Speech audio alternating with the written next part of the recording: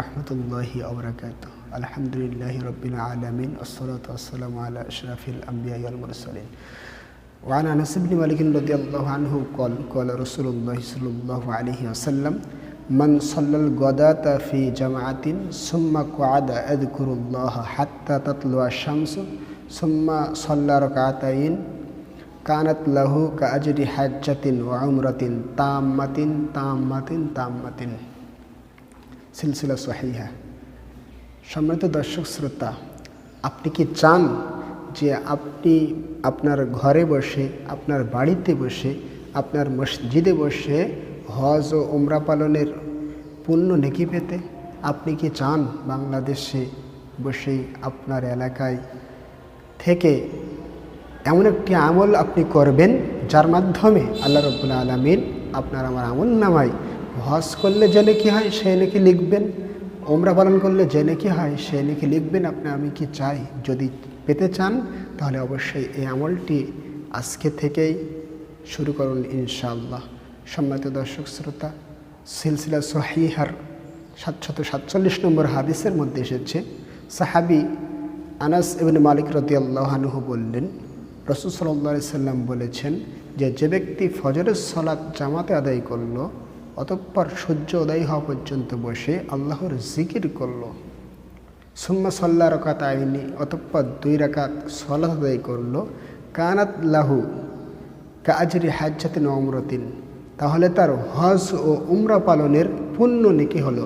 রাসূল সাল্লাল্লাহু আলাইহি সাল্লাম কথাটি তিনবার উচ্চারণ করেছেন। হাদিসের শেষ অংশে শব্দ এসেছে যে তাম্মাতিন,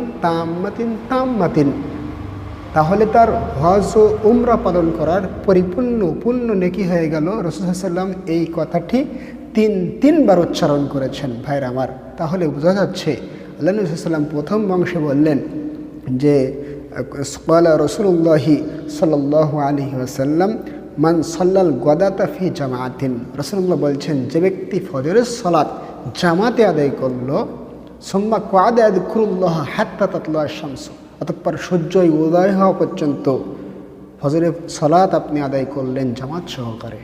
এরপরে আপনি মসজিদের এক পাশে বসে বসে সুন্দরভাবে কোরআনুল কারীম তেলাওয়াত করছেন, হাদিসগুলো অর্থসহ জানার চেষ্টা করছেন, পড়ছেন, কোরআনের তাফসীর ব্যাখ্যাগুলো পড়ছেন, শানের নজুল পড়ছেন, আপনি তাসবিহ তাহলিল জিকির আজকারগুলো করতেই আছেন, অথবা আপনি একজন মাদ্রাসার শিক্ষক মানুষ, আপনার হিফজ বিভাগের ছাত্রদের পড়া ধরছেন, অথবা আপনি মক্তব বিভাগের শিক্ষক, আপনি ছাত্রদেরকে আরবি কায়দা তাদেরকে শিক্ষা দিচ্ছেন, আম্মাপাড়া পড়াচ্ছেন, কোরআন মাজিদ পড়াচ্ছেন।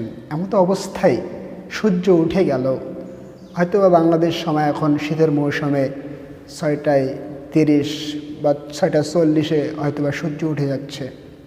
ঠিক এই 6:40 পরে যদি আপনি এই 2 রাকাত সালাত আদায় করতে পারেন, এটাকে চাশত বা ইশরাকের সালাত বলা হয়। এই সালাত যদি আপনি আদায় করতে পারেন, আল্লাহ নবী সাল্লাল্লাহু আলাইহি সাল্লাম বললেন, তাহলে তার হজ ও উমরা পালনের পরিপূর্ণ পুণ্য নেকি তার হয়ে যায়। বলেন সুবহানাল্লাহি ওয়া বিহামদিহি ওয়া সুবহানাল্লাহিল আযীম। তাই আসুন ভাইরা আমার, এই আমলটি আমরা করব। আল্লাহ সুবহানাহু ওয়া তাআলা আমাদেরকে সেই তৌফিক দান করুন। আল্লাহুম্মা আমিন।